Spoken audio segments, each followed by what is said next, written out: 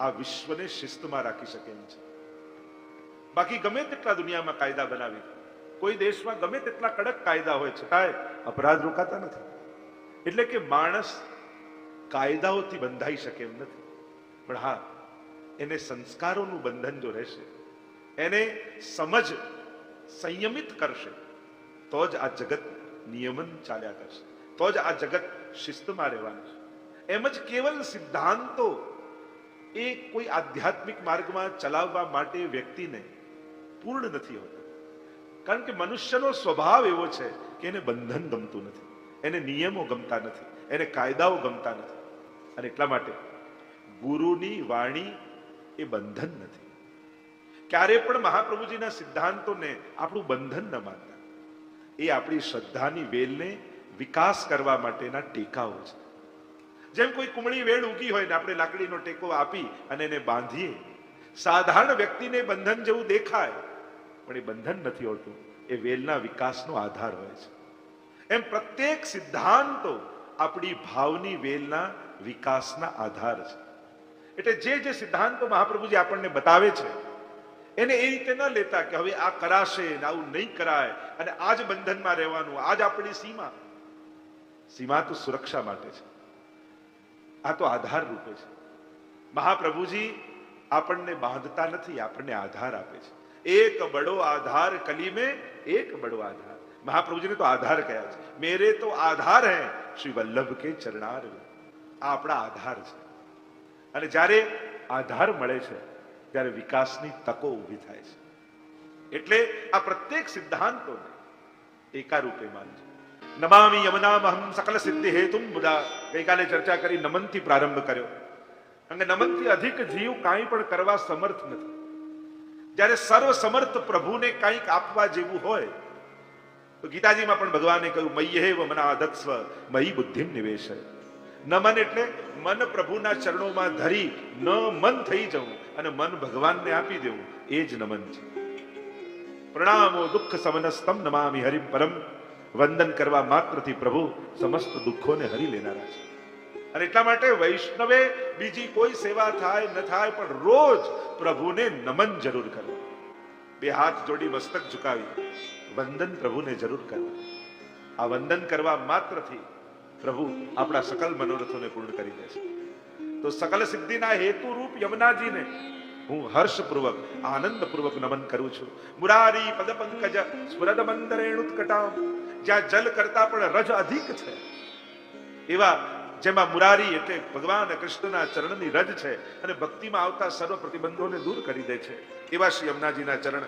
તટસ્થ નવકાનન પ્રકટમોદ પુષ્પાંબુના. યમુનાજીના તટ ઉપર નવકાનના નવીન ખીલેલા વૃક્ષો અને વનો અને એમાંથી ખરતા પુષ્પો માનો યમુનાજીનું પૂજન કરતા હોય એવું લાગે છે. સુર સુપૂજિત સ્મરપિતુ શ્રીયમ બિભ્રતિમ. સુર અને અસુર બંને દ્વારા શ્રી યમુનાજી પૂજિત છે. જો અસુરો ભગવાનને નથી માનતા, પણ યમુનાજી તો એવી દિવ્યતા ધરાવે છે કે અસુરો પણ એમની પૂજા કરે છે. અને ટીકામાં આચાર્યોએ કહ્યું કે આ સુર અને અસુર યમુનાજીને શું કાર્ય ના? તો કહ્યું, સુર એટલે દૈન્ય ભાવવાળા ગોપીજન અને અસુર એટલે માન ભાવવાળા ગોપીજન. આ બે પ્રકારના ગોપીજનો વ્રજમાં વિરાજે છે. અન્ય પૂર્વા, અનન્ય પૂર્વા, સ્વકીયા, પરકીયા. મહાપ્રભુજી સુબોધનીજીમાં જેના અર્થો બતાવે છે. આ બંને પ્રકારના ગોપીજનો પોતાના મનોરથોને પૂર્ણ કરવા માટે શ્રી યમુનાજીનું આરાધન કરે છે. જેમ કાત્યાયની વ્રત કર્યું ગોપીજનોએ અને કાત્યાયની દેવી બનાવ્યા યમુનાજીના તટની રજમાંથી. એટલે એક પ્રકારે જોવા જાવ તો યમુના રજનું જ સ્વરૂપ છે, યમુનાજીનું જ સ્વરૂપ છે. અને માંગણી શું છે? નંદ ગોપ સુતમ દેહી પતિમ મે ગુરુ તે નમઃ. આ નંદનો લાલ, આ કૃષ્ણ અમારા પતિ રૂપે અમને પ્રાપ્ત થાય. અને આ આરાધન કર્યું શ્રી યમુનાજીના સ્વરૂપને સિદ્ધ કરી. અને યમુનાજીએ કૃપા કરી અને ઠાકોરજીએ મનોરથ પૂર્ણ કર્યો. વચન આપ્યું કે રાસ શરદની રાત્રિમાં તમારો મનોરથ પૂર્ણ થશે. તો આમ પરકીયા અને સ્વકીયા બંને પ્રકારના ગોપીજનો શ્રી યમુનાજીનું આરાધન કરે છે. સુરાસુર સુપૂજિત સ્મરપિતુ શ્રીયમ બિભ્રતિમ. સ્મર એટલે કામદેવ અને કામદેવના પિતુ એટલે શ્રી કૃષ્ણ. એવી કથા આવે છે કે જ્યારે મહાદેવજીને મોહિત કરવા માટે કામદેવ આવ્યો અને મહાદેવજીએ ત્રીજું લોચન ખોલ્યું અને ભસ્મીભૂત થઈ ગયો કામદેવ. પત્ની રતી રડતી રડતી મહાદેવજી પાસે આવીને કહેવા લાગી કે મારા પતિ મને ક્યારે મળે? અને ત્યારે કહ્યું, જબ જદુવંશ કૃષ્ણ અવતારા કૃષ્ણ તનય હોહી પતિ તોરા. જ્યારે કૃષ્ણ અવતાર થશે, પૂર્ણ પુરુષોત્તમ રૂપે પ્રભુ પધારશે, ત્યારે એના પુત્ર રૂપે તને તારા પતિ પ્રાપ્ત થશે. અને એટલા માટે ભગવાન કૃષ્ણના પુત્ર પ્રદ્યુમ્નજી એ સાક્ષાત કામદેવનો અવતાર છે. અને એટલા માટે અહીંયા યમુનાજીની શોભાને સમજાવતા કહ્યું, સ્મર એટલે કામદેવ, પિતુહુ એટલે એમના પિતા શ્રી કૃષ્ણ, શ્રીયમ બિભ્રતિમ એની શોભાને ધારણ કરવા વાળા છે. યમુનાજી કેવા છે? સાક્ષાત શ્રી કૃષ્ણની શોભા જેવા. ગુણ ધર્મ શ્રી કૃષ્ણ કે 41 પદમાં પણ કહ્યું ને, યમુનાજી આબેહૂબ કૃષ્ણ જેવા છે. એટલે તમે જયારે જુઓ, દર્શન કરો યમુનાજીના, ત્યારે મુકુટ કાચનીનો શિંગાર ધારણ કરી યમુનાજી કમળની માળા લઈને પધારતા હોય ત્યારે આબેહૂબ રાસમાં બિરાજતા શ્રી કૃષ્ણ જેવા લાગે. અને પ્રસિદ્ધ કથા પણ છે ને કે આ મુગટ અને શિંગાર કેમ ધારણ કર્યો છે? તો કે જ્યારે ઠાકોરજી અને સ્વામીજી માન ધરવાની લીલા કરી રહ્યા હતા. માન ધરવું એટલે રિસાવવું. આપણે ત્યાં જો શયન પછી માનના પદ બોલાય, રોજ માન ધરે, એકબીજાને મનાવે ને પછી રાસ થાય. આજે એવું માન ઠાકોરજીએ ધર્યું કે સ્વામીજી મનાવી થાકી ગયા. લલિતાજીને બોલાવ્યા, વિશાખાજીને બોલાવ્યા, કોઈ નાથી માનતા નથી. પછી યમુનાજીને વિનંતી કરી અને યમુનાજીએ યુક્તિ કરી. રાસમાં પ્રભુએ જેવા વસ્ત્ર શિંગાર ધર્યા હતા ને એવા વસ્ત્ર શિંગાર શ્રી યમુનાજીએ ધર્યા. અને આપનું રૂપ અને વર્ણ તો બિલકુલ કૃષ્ણ જેવા છે. શ્યામ સંગ શ્યામ વહે રહી શ્રી યમને, આબેહૂબ કૃષ્ણ જેવા. કૃષ્ણામ કૃષ્ણ સમામ કૃષ્ણ રૂપામ કૃષ્ણ રસાત્મિકામ કૃષ્ણ સંબંધકારિણી. યમુના વિજ્ઞપ્તિ આદિમાં કહીએ છે ને, કૃષ્ણ રૂપામ, સાક્ષાત કૃષ્ણ રૂપ શ્રી યમુનાજી. અને જ્યારે વસ્ત્ર શિંગાર ધરીને સામે ઉભા રહ્યા ઠાકોરજી ચોંકી ગયા. આ રાસમાં બીજો કૃષ્ણ ક્યાંથી આવી ગયો? અને ખબર પડી કે યમુનાજી છે. હસ્યા ઠાકોરજી અને એમના માનની નિવૃત્તિ થઈ. અને ત્યારે ઠાકોરજી આજ્ઞા કરી કે જ્યારે હવારે અમારી કુંજમાં પધારો ત્યારે આ જ વસ્ત્ર શિંગાર ધરીને પધારજો. આમ સાક્ષાત પ્રભુની શોભાને ધારણ કરવા વાળા છે. એવી ઘણા બીજા પ્રસંગો છે. એકવાર પ્રભુએ વેણુનાદ કરીને ગોપીજનોને રાસમાં બોલાવ્યા અને રાસમાં ગોપીજનો સામે આવીને ઉભા રહ્યા અને પ્રભુએ કહ્યું, ચાલો રાસ કરી. ગોપીજનો કહેવા લાગ્યા, પ્રભુ આપના વસ્ત્ર શિંગાર છે ને એ આપના ઐશ્વર્ય છે. ઐશ્વર્ય ગુણ એમાં બિરાજમાન છે. અને જ્યાં સુધી ઐશ્વર્ય ધારણ કર્યું હોય ત્યાં સુધી માધુર્ય પ્રગટ ન થાય. એટલે સૌથી પહેલા પ્રભુ આને દૂર કરો. ઠાકોરજી કહે, પણ મારા વસ્ત્ર શિંગાર મારા ઐશ્વર્ય છે અને જો ભૂતલ પર મૂકું તો સમગ્ર મારું ઐશ્વર્ય વ્યાપી જાય, બધાને મારું મહાત્મ જ્ઞાન થઈ જાય અને બધાનો ઉદ્ધાર થઈ જાય. ભૂતલ પર તો સ્પર્શ કરાય નહીં. યુક્તિ એક છે કે તમારામાંથી કોઈ એક મારા વસ્ત્ર શિંગાર ધારણ કરીને ઉભા રહે અને ત્યાં સુધી રાસ થાય અને પછી એને હું ધારણ કરું. ગોપીઓ કઈ વાત સાચી, પણ જે ધારણ કરે એને તો રાસનું સુખ ન મળે, એને તો બાજુમાં ઉભા રહેવું પડે. કોઈ ગોપીજન તૈયાર ન થયા ત્યારે યમુનાજી આગળ આવ્યા અને યમુનાજીએ કહ્યું, જો મારે કારણે અન્ય ગોપીઓને લાભ મળતો હોય તો હું આ ધારણ કરવા તૈયાર છું.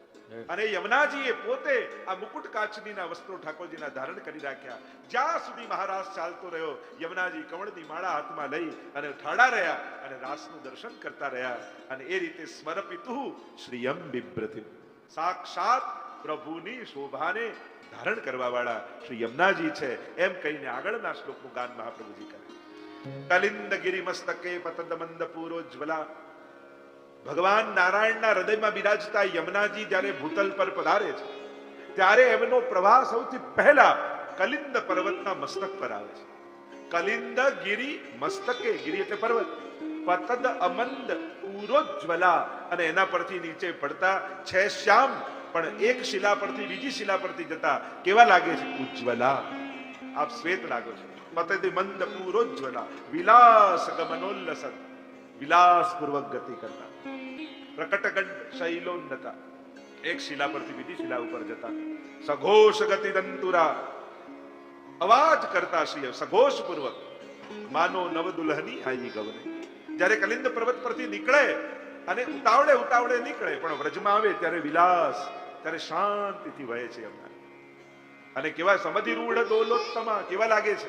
જાણે કોઈ ઉત્તમ દોલોત્તમા. દોલોત્તમાના બે અર્થ કર્યા. કોઈ ઉત્તમ ઝૂલા ઉપર વિરાજીને યમુનાજી ઝૂલતા હોય એવું લાગે. યા દોલતમાનો એક અર્થ કર્યો કે માનો કોઈ નવવધુ ડોલીમાં બેસી અને પતિના ઘરે જતી હોય અને એ સમય એના મનમાં જે ઉમળકા હોય, જે ઉત્સાહ હોય, એવો ઉત્સાહ શ્રી યમુનાજીનો વ્રજમાં આવવાનો દેખાય. સમધિ રૂઢ દોલોત્તમા માનો નવ દુલ્હની આઈ ગવને 41 પદમાં કહીએ, માનો કોઈ નવ દુલ્હની આણું થતું હોય અને પતિના ઘરે જતી હોય અને એ સમયના મનમાં રહેલા ઉમળકાઓ એવા શ્રી યમુનાજીના મનમાં ઉમળકા છે. એવા દર્શન કર્યા. મુકુંદ રતિ વર્ધિની જયતિ પદ્મ બંધો સુધા. યમુનાજીની સૌથી મોટી કૃપા કઈ છે કે મુકુંદ રતિ વર્ધિની, ભગવત પ્રેમનું દાન શ્રી યમુનાજી કરે છે. પુણ્યો કરવા બહુ સહેલા છે, પુણ્યો પ્રાપ્તિ કરવી બહુ સહેલી છે, પણ ભક્તિની પ્રાપ્તિ બહુ દુર્લભ છે. ભાવ એ કોઈની કૃપા થકી દાન થાય તો જ આવે. એ તો ઘણા લોકો એમ કે હજી આટલું કરીએ પણ હજી ભાવ નથી આવતો, કારણ કે ભાવ દુર્લભ છે. ભાવ કૃપા થકી જ હૃદયમાં પ્રગટે. અને ભાવનું તો એવું છે નહીં કે બાયપાસ થતું હોય ડોક્ટર હાર્ટને ખોલે એમ કે કિલો ભાવ નાખી દેજો. એ કોઈ વસ્તુ તો છે ને, એ તો ઉર્મિઓ છે હૃદયની ઈશ્વર પ્રત્યે. અંતઃકરણમાં રહેલી સૌથી વિશુદ્ધ લાગણીઓ આપણી કઈ? જો આપણા હૃદયમાં ઘણા માટે ઘણી લાગણીઓ હોય, પણ સૌથી પવિત્ર લાગણી એનું નામ ભક્તિ છે. કે અંતઃકરણમાં રહેલી સૌથી વિશુદ્ધ લાગણી અને ઈશ્વર પ્રત્યે સર્વોચ્ચ પ્રત્યેની વિશુદ્ધ લાગણી એનું નામ ભક્તિ. તો મુકુંદ રતિ વર્ધિની, જે મુક્તિને પણ મુક્તિ આપનારા છે એવા ભગવાન શ્રી કૃષ્ણમાં પરમ પ્રીતિ પ્રગટાવનારા એ કોઈ હોય તો શ્રી યમુનાજી છે. એટલે જ આપણે ત્યાં સૌથી પહેલા યમુનાષ્ટકનો પાઠ કરતા હોઈએ કે યમુનાજી કૃપા કરે અને ભાવનું દાન થાય તો જ આ જીવ સેવાને લાયક થાય, સત્સંગને લાયક થાય, પાઠને લાયક થાય. સોળસ ગ્રંથમાં પણ એટલે સર્વપ્રથમ યમુનાષ્ટક રાખ્યું, કારણ કે શ્રી યમુનાજી, આપણે વ્રજયાત્રા પણ કરવા જઈએ ને તો વ્રજયાત્રા કરવામાં સૌથી પહેલી વ્રજયાત્રા શરૂ ક્યાંથી થાય તો કે વિશ્રામ ઘાટ. વિશ્રામ ઘાટે તમે બેસો, હાથમાં યમુના જલ લઈ અને નિયમ લો. વ્રજયાત્રા કરવાના નિયમ લેવાય કે આ રીતે યાત્રા કરીશ, આ રીતે શયન કરીશ, આ રીતે ભોજન કરીશ અને આ રીતે પરિક્રમા કરીને પાછો આવીને નિયમ છોડવામાં આવે. એટલે શરૂ પણ યમુનાજીથી થાય અને વિરામ પણ યમુનાજીથી થાય. એ હાથમાં યમુનાજી લો અને યમુનાજીનો સ્પર્શ થાય ત્યારે જ આ દેહ વ્રજયાત્રાને લાયક બને છે. કારણ કે યમુનાજીનો સ્પર્શ થતા જ મુકુંદ રતિ વર્ધિની, ઠાકોરજીમાં પરમ પ્રીતિનું દાન શ્રી યમુનાજી કરે. અને એવા અનેક અનેક પ્રસંગો આપણે ત્યાં ગવાય છે કે શ્રી યમુનાજીની કૃપા થકી. એમાં પણ કિશોરીબાઈનો પ્રસંગ આવે છે.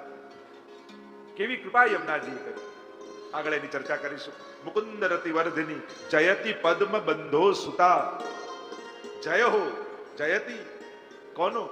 પદ્મ એટલે કમળ, બંધુ એટલે મિત્ર. કમળનો મિત્ર કોણ તો કે સૂર્ય, અને સુતા એટલે પુત્રી. શ્રી યમુનાજી જે સૂર્ય પુત્રી શ્રી યમુનાજીનો જય હો, જયતિ. એટલે જો વૈષ્ણવ એકબીજાને મળે ત્યારે બે હાથ જોડીને કરે ને જય શ્રી કૃષ્ણ. એ જય શ્રી કૃષ્ણ શા માટે કરીએ? હું તો હંમેશા ઈચ્છું, હું તો હંમેશા કહું પણ ખરા, તમે જેનું ભલું ઈચ્છતા હો ને એને રોજ જય શ્રી કૃષ્ણ કરો. તમને એમ થાય કે તમારા બાળકનું સારું થાય, ભલું થાય, તો રોજ એને જય શ્રી કૃષ્ણ. કારણ જય શ્રી કૃષ્ણ કરવા માત્રથી વ્યક્તિપણું ગૌણ થઈ જાય અને એની ભીતર સૌભાગ્ય રૂપ કૃષ્ણનો જય થાય. કૃષ્ણ એટલે કોણ? યત્ર યોગેશ્વર કૃષ્ણ યત્ર પાર્થો ધનુર્ધર તત્ર શ્રી વિજયો ભૂતિર ધ્રુવા નીતિર મતિર મમ. જ્યાં ભગવાન હોય ત્યાં બધી વસ્તુ. એટલે કૃષ્ણનો જય એટલે આ બધી વસ્તુનો જય. જ્યાં શ્રી હોય, જ્યાં વિજય હોય, જ્યાં સૌભાગ્ય હોય, કૃષ્ણ બધા તત્વો. મંગલ રૂપ કૃષ્ણ છે, સૌભાગ્ય રૂપ કૃષ્ણ છે. આપણે જે સૌભાગ્ય ઈચ્છીએ છીએ એ સૌભાગ્યની મૂર્તિ એ કૃષ્ણ છે. અને એટલા માટે તમે જેની સાથે જય શ્રી કૃષ્ણ કરો છો એના સૌભાગ્યનો જય કરો. જયતિ પદ્મબંધો સુતા, સૂર્યપુત્રી એટલે યમુનાજી એ સૂર્યના પુત્રી કહેવાય. યમુનાજીના પરિવારનો જો વિચાર કરો તો યમુનાજીના પિતા છે સૂર્ય, માતા છે સંજ્ઞા દેવી અને બે ભાઈ માનવામાં આવે છે. એક યમરાજ અને બીજા શનિદેવ. આ બેને યમુનાજીના ભાઈ માનવામાં આવે. અને આવો શ્રી યમુનાજીનો પરિવાર. પણ આ આધ્યાત્મિક યમુનાજીની વાત છે. આપણે જે આરાધન કરીએ છીએ એટલા માટે 3 વાર નમન યમુનાષ્ટકમાં આવ્યા. નમામિ યમુનામહમ નમત કૃષ્ણ તુર્ય પ્રિયામ અને નમોસ્તુ યમુને સદા. કારણ કે યમુનાજીના 3 સ્વરૂપ માન્યા છે. આદિ ભૌતિક સ્વરૂપ, આધ્યાત્મિક સ્વરૂપ અને આધિદૈવિક સ્વરૂપ. તમે યમુનાજીને જ્યારે જલ પ્રવાહ રૂપે, નદી રૂપે જુઓ છો, એ યમુનાજીનું આધિ ભૌતિક સ્વરૂપ કહેવાય છે. યમુનાજીને જ્યારે દેવી રૂપે જુઓ છો, વિશ્રામ ઘાટે યમુનાજીનું મંદિર છે અને ત્યાં જ્યારે દર્શન કરો તે દેવી રૂપે યમુનાજી વિરાજમાન છે. એ યમુનાજીનું રૂપ જે તીર્થ રૂપ યમુનાજી છે, વિશુદ્ધ મથુરા તટે યમુનાજી પાવન તટ એ સાક્ષાત તીર્થ છે અને સપ્તપુરીઓમાંની પુરી છે મથુરા, અને એમાં યમુના દેવી બિરાજમાન છે. અને આ રીતે તીર્થ બુદ્ધિ રૂપે યમુનાજીને જુઓ, એ યમુનાજીનું આધ્યાત્મિક સ્વરૂપ કહેવાય. અને આ બંનેની ઉપરનું સ્વરૂપ જે શ્રી મહાપ્રભુજી આપણને દર્શન કરાવે છે, નમત કૃષ્ણ તુર્ય પ્રિયામ. તુર્ય એટલે ચોથા, અને ચોથા પ્રિયા શ્રી યમુનાજી. એટલે કે વ્રજ મંડળમાં ગોપીજનોના મુખ્ય 4 યુથ છે, ગ્રુપ છે, અને એમાં ચોથા યુથના અધિપતિ શ્રી યમુનાજી સખી સ્વરૂપે બિરાજે છે. એ યમુનાજીનું આધિદૈવિક સ્વરૂપ કહેવાય. તો આ 3 સ્વરૂપની ચર્ચા યમુનાષ્ટકમાં મહાપ્રભુજીએ કરી છે, અને એટલા માટે અહીંયા સૂર્યપુત્રી રૂપે શ્રી યમુનાજીને કહ્યા છે. આમ આગળ ગાન કરતા મહાપ્રભુજી આજ્ઞા કરે, ભુવન ભુવન પાવનીમ અધિગતા મને કસ્વની. 14 લોકોને, ભુવન સમસ્ત ભુવનોને પાવન કરતા યમુનાજી ભૂતલ પર પધાર્યા છે. અને પ્રિયાભિરિવ સેવિતામ સુકમયુર હંસાદિભી. અને યમુનાજીના તટમાં એક સખીની જેમ, એક પ્રિયાની જેમ સુક, મયુર અને હંસ, એનાથી યમુનાજી સેવિત છે. અને એટલા માટે જ આપણે ત્યાં લગભગ કોઈ પણ ચિત્ર નાથદ્વારા શૈલીના તમે જોશો ને, તો આ 3 પક્ષીઓ આસપાસ તમને દેખાશે, સુક, મયુર અને હંસ. જો આજે તો સુકકુંજનો મનોરથ છે. આ સુકકુંજ શું છે? તો આપણે ત્યાં સુક, સુવા પડાવત સારંગ નયની, સ્વામિનીજીએ નિત્ય લીલામાં એક સુક પાડ્યો છે. અને રોજ ઠાકોરજી અને સ્વામીજીની જે લીલા થાય, એ લીલાનું અવગાહન સ્વામિનીજી એ સુકની આગળ કરે છે. અને સુકની આગળ કરે, અને સ્વામીજી તો લીલામાં પધારે સેવામાં, અને એ સુક ત્યાં ડાળી પર બેઠા બેઠા અહર્નિશ, દિવસ રાત એ જે લીલા સ્વામીજીના મુખે સાંભળી હોય, એનું 24 કલાક અવગાહન કર્યા. અને એ લીલાના કુંજોમાં અનેક વૃક્ષો પર આવા અનંત સુખ વિરાજમાન છે. અને એની કુંજમાં જે સુખદેવજી જે આપણે ત્યાં એટલે જ લીલા સુખ અને આ સુખ, આ બંનેનો ભેદ અને બતાવ્યો છે. એટલે જ એ લીલા સુખ અને સુખને આપણે ત્યાં સંસ્કૃતમાં કહેવાય કીર. અને એટલે જ આપણે ત્યાં ભગવદ યશ ગાનારાને કીર્તનિયા કહીએ છીએ.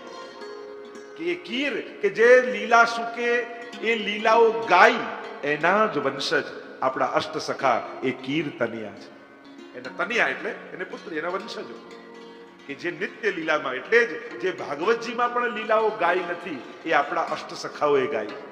તો એમ પ્રશ્ન થયો કે જેનું વર્ણન ભાગવત આદિ પુરાણોમાં પણ નથી, એ લીલા આમને કઈ રીતે ખબર પડી? તો કે સ્વામીજીના મુખે સાંભળી છે આ લીલા સુખ, અને એમના મુખે સાંભળી છે આ કીર્તન. એ સુખના ભાવથી આપણે ત્યાં સુખકુંજનો મનોરથ છે. તો નાથદ્વારા શૈલીમાં તમે જ્યારે પણ જોશો તો આ 3 પક્ષી હશે, સુક, મયુર અને હંસ.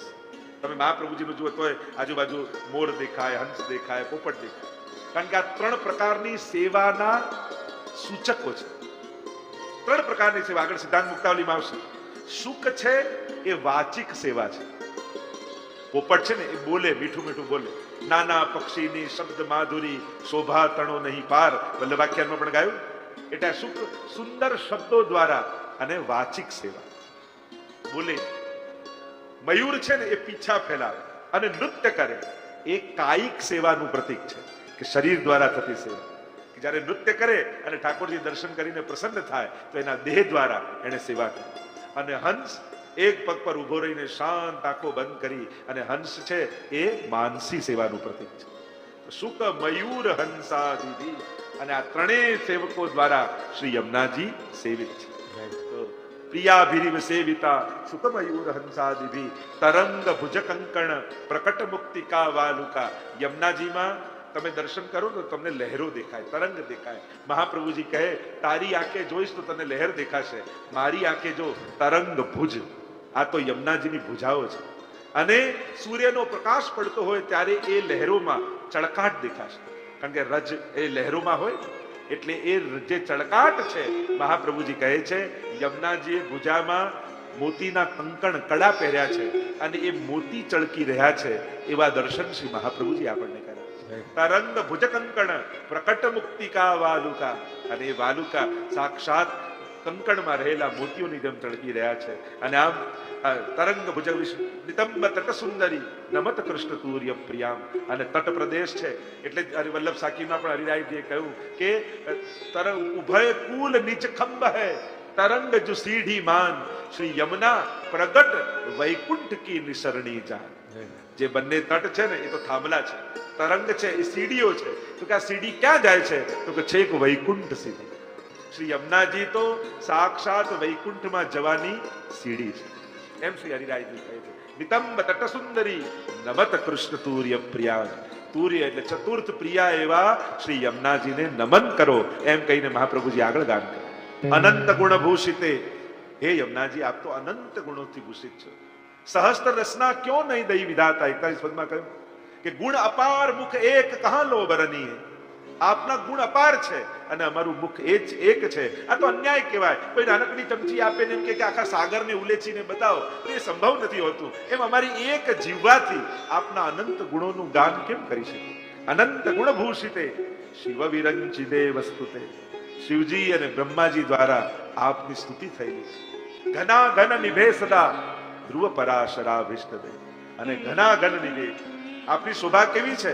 ઘના ઘન, ઘનઘોર જેમ વરસવા વાળા વાદળ હોય ને, ઘણી વાર લોકો યમનાષ્ટક બોલતા હોય તો ઘના ઘન ની જગ્યાએ ઘના ધન નિભે સદા. એમ ઘ ને ધમાં ફરક હોય. પછી ધનાધન બોલે એની જોડે પછી ધનાધન જ થાય. તો યમુનાજી તો ઘના ઘન એ કાળા વરસવા વાળા વાદળો જેવી શોભાને ધારણ કરવા વાળા. ધ્રુવ પરાશરા વિષ્ણદે. ધ્રુવજી અને પરાશરને અભિષ્ટ ફળ આપ્યું. આપણે એમ માનીએ છીએ ને કથા સાંભળી છે કે ધ્રુવજીએ તપ કર્યું અને ઠાકોરજી પ્રસન્ન થઈ ગયા અને ધ્રુવલોક આપ્યું. અરે આવું તપ તો હજારો ઋષિઓ કરાય છે, બધાને કેમ નથી મળતું? કેમ ધ્રુવજીને જ મળ્યું? મહાપ્રભુજીએ કહ્યું ધ્રુવજીએ તપ તો કર્યું એ તો બરાબર, પણ એનાથી પણ મોટી વાત છે રોજ યમુનાજીના પાન કર્યા. અને યમુનાજીના પાન કર્યા, મધુવનમાં તપ કર્યું ને, યમુનાજીના તટ ઉપર તપ કર્યું. નિત્ય યમુનાજીના પાન કરતા. અને યમુનાજી તો સર્વ પ્રતિબંધોને હરનારા છે, મુકુંદ રતિ વર્ધિની છે. એટલે કેવલ તપને કારણે ઠાકોરજી પ્રસન્ન નથી થયા, પણ યમુનાજીના પાન કર્યા અને યમુનાજીની કૃપાને કારણે ઠાકોરજી જલ્દી પ્રસન્ન થઈ ગયા. એટલે કહ્યું ઘના ઘન નિભે સદા ધ્રુવ. અને બીજું કહ્યું પરાશરા. પરાશર કોણ છે? તો કે વ્યાસજીના પિતા. સંધ્યાકાળનો સમય હતો, મત્સ્ય ગંધા નામની કન્યા ન કરવાનું કૃત્ય થયું. સંધ્યાકાળ હતો તો કોઈ અસુર પેદા થવો જોઈએ, પણ યમુનાજીનું તટ હતું એટલે કોઈ અસુર ન પેદા થયો. પણ ભગવાનના જ્ઞાન અવતાર એવા વ્યાસજી પ્રગટ થયા. અને એટલા માટે ધ્રુવજી અને પરાશરને અભિષ્ટ ફળ આપનારા શ્રી યમુનાજી છે. એમ કહી આગળ કહ્યું કે વિશુદ્ધ મથુરા તટે સકલ ગોપ ગોપી વૃતે. સકલ ગોપ ગોપીઓથી યમુનાજી સદાય આવૃત છે. એવા યમુનાજી કૃપા જલધી સંશ્રિતે મમ મનસ સુખમ ભાવય. જે કૃપા સાગરનો આશ્રય કરે છે એવા શ્રી યમુનાજી મારા મનને સુખ થાય, આનંદ થાય. અને આ જ્યારે પણ શ્લોક આવે ત્યારે આપણને કિશોરીબાઈ યાદ આવે. રોગ લાગ્યો, શીતળા નીકળ્યા, આંખો જતી રહી, શરીર કૃશ થઈ ગયું. પહેલા તો રોજ આખો યમુનાષ્ટક કરતા, હવે તો એ ભૂલાઈ ગયું. અડધો શ્લોક યાદ છે. વિશુદ્ધ મથુરા તટે સકલ ગોપ ગોપી વૃતે કૃપા જલધિ સંશ્રિતે મમ મનસ સુખમ ભાવ. ઘરના ખાટલામાં બેઠા બેઠા એક અડધા શ્લોકને ગાન કર્યા કરે, 24 કલાક રટણ કર્યા કરે. અને યમુનાજીમાં અનન્ય શ્રદ્ધા છે કિશોરીબાઈ. 252 ના પ્રસંગમાં આવે છે, બહેન રોજ સેવા કરવા આવે ને હવે તો એ થાકીને કહ્યું હવે તારું જે થવું એ થાય, હવે તો મારાથી ચાકરી નહીં થાય, જેવી યમુનાજીની ઈચ્છા. બેઠા બેઠા અડધો યમુનાષ્ટકનો શ્લોક ગાન કરે. અને બીજા દિવસે યમુનાજી પોતે એના બહેન બનીને પ્રવેશ કરે છે ઘરમાં. દરવાજો ખટખટાવે છે, દ્વાર ખોલ્યો, પૂછ્યું કોણ છે? અને ધીમે રહીને મસ્તક પર હાથ ફેરવીને કહ્યું અરે તારી બહેન છું કિશોરી. અને જ્યાં માથે હાથ ફેરવ્યો રૂમાડે રૂમાડે રોમાંચ થઈ ગયો.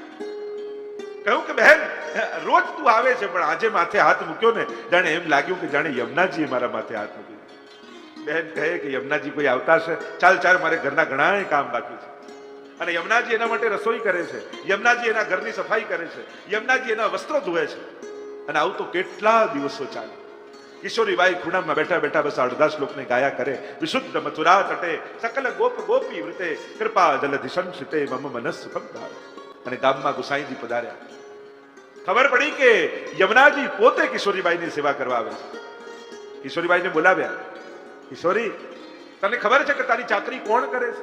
હા, મારી બેન રોજ આવે છે બાજુના ગામથી અને બાજુ બધું જ કામ કરી આવે છે. ગુસાઈજી કહે, તારી બેન નથી, આપણા બધાની માં શ્રી યમુનાજી તારી ટહેલ કરે છે. અને જ્યાં સાંભળ્યું કે શ્રી યમુનાજી મારી ચાકરી કરે છે, ચોધાર આંસુએ કિશોરીબાઈ રડવા લાગ્યા. અરે એના કરતા તો દેહ છૂટી ગયો હોત તો સારું થાત. મારા આ તુચ્છ દેહ માટે મેં યમુનાજીને શ્રમ કરાવ્યો. યમુનાજી કહે, કિશોરી, તારી સેવામાં મને શ્રમ નથી થતો, મને આનંદ આવે છે. જે મારા યમુનાષ્ટકના અડધા શ્લોકનું પણ ગાન કરે એની સેવામાં મને આનંદ આવે. તો વિચાર કરો, જે આખો યમુનાષ્ટક કરતા હશે, યમુનાજી એના પર કઈ કૃપા નહીં. ઘણી વાર લોકો કે અમારું સંસ્કૃત સારું નથી, અમને વાંચતા બરાબર આવડતું નથી, અમને અમારી ભૂલો થાય છે. એ ભૂલો તમને દેખાય છે, યમુનાજીને નથી દેખાતી.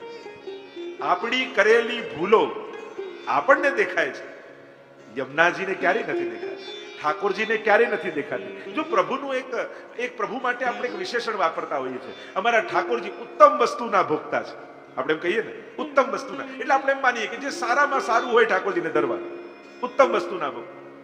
તો ઉત્તમ વસ્તુના ભોગતા એટલે કેવલ સારી વસ્તુ જ ગ્રહણ કરે એ વસ્તુ પૂરતું જ નથી, તમારામાં જે સારું હશે એનું ગ્રહણ કરશે.